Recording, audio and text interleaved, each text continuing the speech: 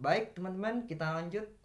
Dalam praktik beragama, sebetulnya penyikapan terhadap relasi filsafat dan agama itu punya dua corak utama. Sebetulnya sudah tergambar di awal atau di bagian sebelumnya.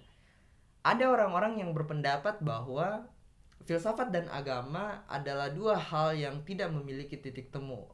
Itu di pihak yang lain.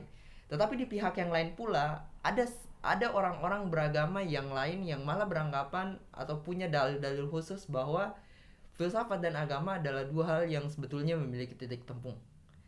Nah, untuk mengeksplorasi dua corak di atas yang menjadi tema diskusi kita sore ini, saya ingin mengajak teman-teman mencoba untuk melihat atau mengamati dengan cermat kondisi umat beragama di sekitar kita. Dengan begitu kita bisa sedikit meraba-raba atau bisa sedikit mereka seperti apa sih latar kedua corak yang seringkali muncul di sekitar kita gitu.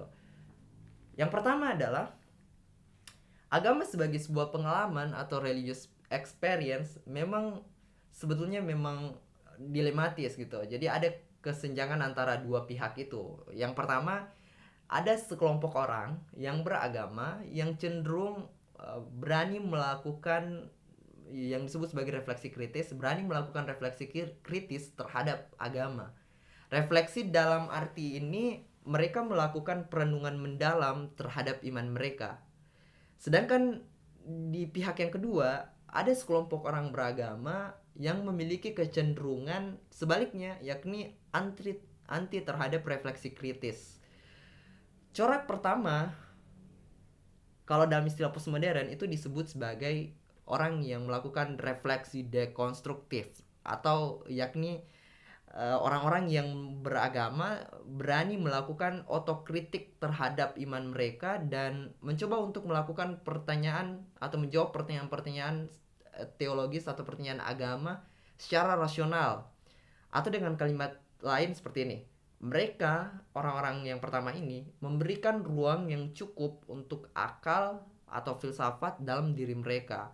Dan biasanya sebagian besar orang-orang yang beragama yang berada dalam corak pertama yang saya sebutkan tadi cenderung berpendapat bahwa filsafat dan agama itu berkawan dekat dan keduanya memiliki titik temu.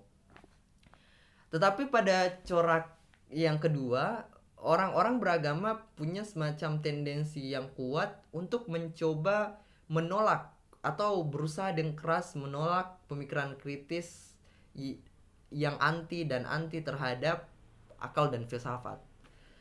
Corak beragama ini biasanya itu disebut juga, kalau teman-teman pernah dengar fundamentalisme atau konservatisme, orang-orang seperti inilah di corak kedua.